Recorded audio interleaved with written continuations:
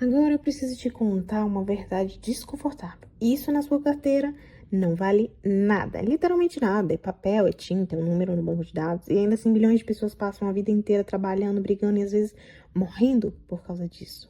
Como a humanidade convenceu a si mesma que pedaços de papel e números numa tela valem mais que comida, tempo e vida? A resposta é uma das histórias mais loucas, mais violentas e mais geniais da civilização humana. E hoje eu vou te contar ela do início ao fim. Bem-vindo à história completa do dinheiro. Todo mundo aprendeu na escola a mesma historinha. Antes do dinheiro, as pessoas trocavam as coisas diretamente. Eu tenho batatas, você tem galinhas e a gente troca. Isso se chama escambo. Só que tem um problema gigante com essa história. Os antropólogos nunca encontraram nenhuma sociedade na história que funcionasse assim de verdade, como um sistema principal de trocas. Nenhuma, é um mito criado por economistas do século XVIII que nunca fizeram um trabalho de campo e que precisavam de uma história de origem simples para explicar o dinheiro. O que realmente existia nas sociedades antigas era outra coisa, muito mais interessante: crédito e memória social. Numa aldeia pequena, todo mundo conhece todo mundo. Se eu preciso de batatas hoje, você não precisa de nada meu agora, eu simplesmente devo a você. Não existe troca imediata, existe uma teia de dívidas e favores que a comunidade inteira guarda de cabeça. O problema, isso só funciona em grupos pequenos, onde todo mundo confia em todo mundo. Quando as sociedades começaram a crescer, quando você precisava negociar com estranhos de uma tribo diferente que você talvez nunca mais fosse ver de novo, a confiança social não bastava mais. E foi aí que a humanidade teve que inventar algo novo, um jeito de guardar valor que não dependesse de confiança pessoal. A primeira solução da humanidade foi simples: escolher um objeto que todo mundo quisesse e usar ele como intermediário universal. Na China antiga, conchas de cauri viraram moeda, e não é coincidência que o radical chinês, para dinheiro, comprar e riqueza, ainda hoje contém o símbolo de uma concha. Em várias culturas africanas e no mundo romano, o gado era literalmente dinheiro. A palavra pecúnia, origem de pecuniário, vem do latim pecus, que significa gado. E os soldados romanos, em alguns períodos, recebiam parte do salário em sal. É daí que vem a palavra salário. Mas com o tempo, quase toda a civilização grande do planeta convergiu para o mesmo lugar: metais preciosos, ouro e prata. Por quê? Porque ele tem 6 propriedades que praticamente nenhum outro objeto tem ao mesmo tempo. São duráveis, não apodrecem como comida, não murcham como gado, são divisíveis. Dá para cortar um pedaço de ouro em partes menores sem perder valor proporcional. São portáteis. Uma pequena quantidade vale muito. São fungíveis. Uma grama de ouro puro é idêntico a qualquer outra grama de ouro puro. Não importa de onde veio, são escassos. Não dá para simplesmente criar mais ouro do nada e são reconhecíveis. O brilho, o peso, a maleabilidade do ouro são difíceis de falsificar com a tecnologia da época. Só que ouro e prata em pedaços soltos ainda tinham um problema. Toda vez que alguém ia fazer uma transação, precisava pesar e testar a pureza do metal. Isso era lento, chato e fácil de fraudar. A humanidade precisava de um jeito de garantir o valor sem ter que checar tudo de novo toda vez. A solução veio por volta de 600 a.C., no reino da Lídia, na atual Turquia. O rei Aliates e depois seu filho, o lendário rei Creso, sim, a origem da expressão rico como Creso, começaram a cunhar pedaços de electro, uma liga natural de ouro e prata em discos padronizados, com um peso exato e um selo oficial do reino estampado. Isso mudou tudo. Agora, quando você recebeu moeda com o selo do rei, você não precisava mais pesar nem testar nada. Você confiava no governo e não mais uma pessoa desconhecida. O Estado virou o garantidor do valor. A ideia foi um sucesso, tão absurdo que se espalhou como fogo. A Grécia Antiga adotou moedas próprias praticamente cidade por cidade. A coruja de Atenas ficou tão famosa que era aceita em portos de todo o Mediterrâneo, mesmo fora do território ateniense. Depois vieram Roma, a Pérsia e praticamente toda a civilização com um governo centralizado forte, forte o suficiente para bancar a própria moeda. E aqui já aparece um padrão que vai se repetir a história inteira. Todo governo, cedo ou tarde, descobre que pode ganhar dinheiro literalmente fazendo dinheiro pior. Os imperadores romanos perceberam que, se reduzissem a quantidade de prata real dentro de cada moeda, misturando com metais mais baratos, eles conseguiam cunhar mais moedas com a mesma quantidade de prata. Parecia mágica, só que era só inflação disfarçada.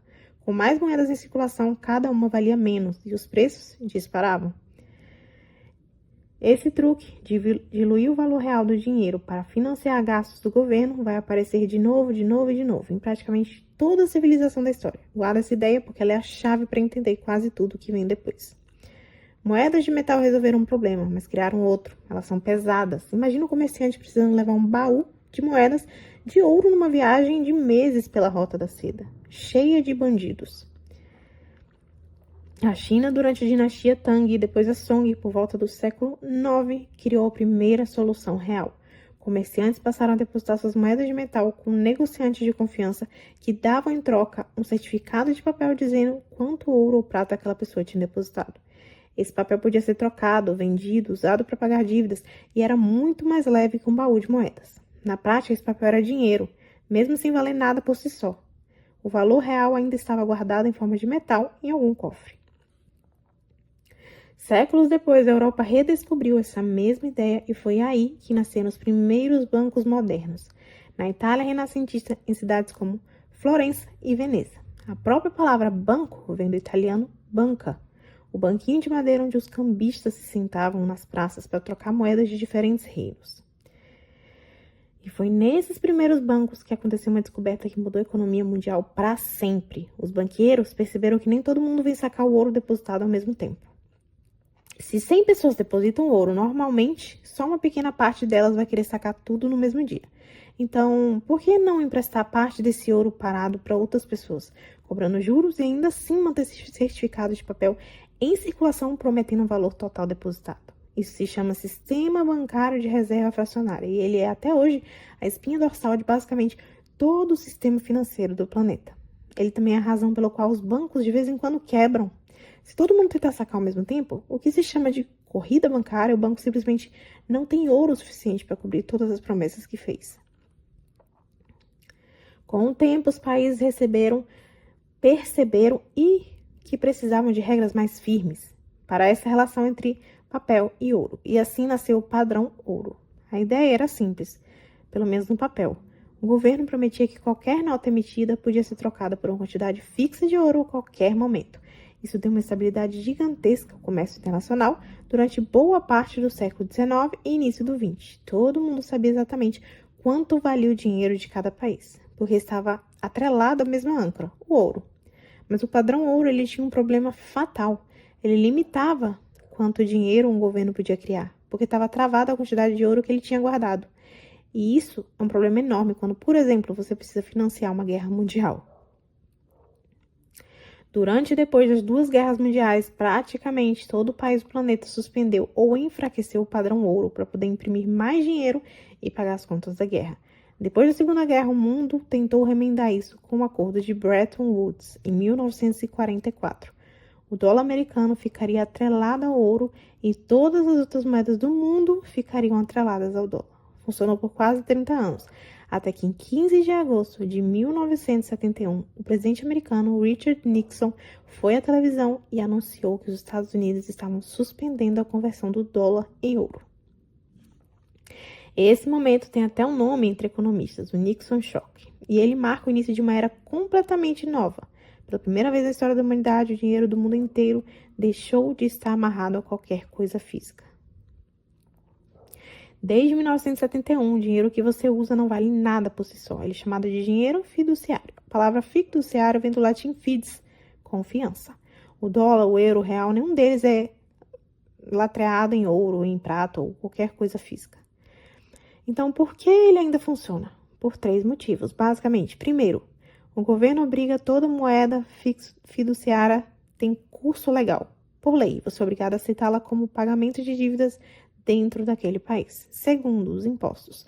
O governo só aceita pagar impostos naquela moeda específica, o que cria uma demanda artificial garantida por ela, todos os anos por toda a população. Terceiro, e talvez o mais importante, a confiança coletiva. O dinheiro só tem valor porque todo mundo ao mesmo tempo acredita que todo mundo mas vai continuar aceitando ele amanhã. É basicamente uma alucinação coletiva gigantesca e bem organizada. E funciona incrivelmente bem até o dia em que parar de funcionar. E é isso que acontece numa hiperinflação. A confiança coletiva no dinheiro simplesmente desmorona. Na Alemanha de Weimar, em 1923, os preços dobravam a cada poucos dias. As pessoas literalmente queimavam dinheiro para se aquecer, porque era mais barato que comprar lenha com ele. Esse é o lado sombrio do dinheiro fiduciário. Sem o lastro físico travando a quantidade emitida, governos têm a tentação constante de simplesmente imprimir mais para resolver problemas de curto prazo e a conta cedo ou tarde chega.